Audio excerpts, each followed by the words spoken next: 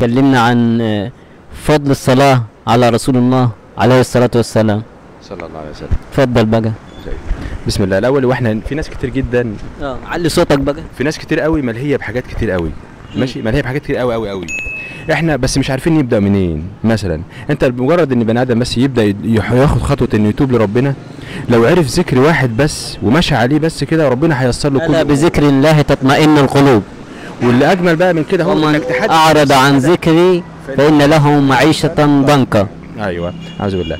في حته ان الواحد يحدد لنفسه هدف، وكأن الذكر ده مدينه والعاصمه بتاعتها الصلاه على رسول الله. واسال كل اللي طاف في الايه في البساتين دي فالصلاه على رسول. بس الواحد وهو بيصلي على رسول الله كده النبي صلى الله عليه وسلم يتخيل انه اكرم خلق الله واجود خلق الله واحسن خلق الله واطيب خلق الله، وانت بتصلي عليه استحضر قلبك كده صلي عليه 1000. وفي ناس ياما بتوصل اوردها الالاف مؤلفه. اسالهم عن حياه كانهم عايشين في الجنه، دقوا جنه في الدنيا قبل ما يدوقها في الاخره ان شاء الله باذن الله جل وعلا. وفائده الصلاه على النبي بقى ليه بقى؟ لان ربنا قال ايه؟ ان الله وملائكته يصلون على ايه؟ على النبي يا ايها الذين امنوا ومن صلى عليه وسلموا تسليما. ومن صلى عليه صلاه صلى الله عليه بها 10. تاخد كل ايه؟ من كل الجوانب. الحسنه ب10 حسنات. لو انت بتصلي 1000 مره يبقى ربنا بيصلي عليك والملائكه 10000 مره.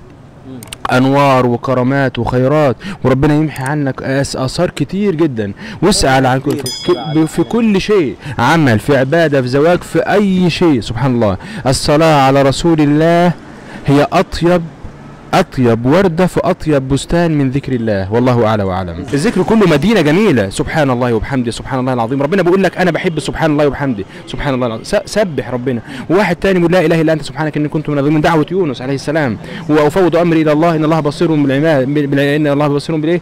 بالعباد. والتفويض لربنا امر اكتر من التوكيد كمان. سبحان الله. دي دعوات الانبياء.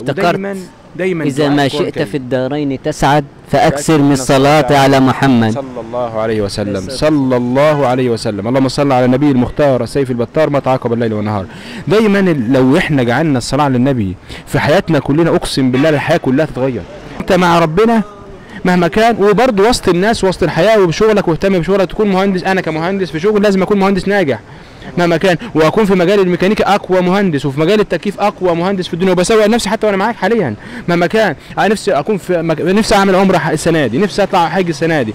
بس خد ده كله ما هو الا اسباب. والله السبب اهم حاجه السبب. وربنا يوفق الناس كلها ويصلح الحال، وربنا يا رب يهون على مصر. اللهم صل وسلم وبارك على سيدنا محمد صلاة بها نفوز بها في غدا، صلاة تفوق جميع الصلاة عليه مكررة سرمدا، وألف صلاة وألف سلام على أحمد محمد نبي الهدى. اللهم صل وسلم على نبينا محمد وعلى آله وصحبه وسلم.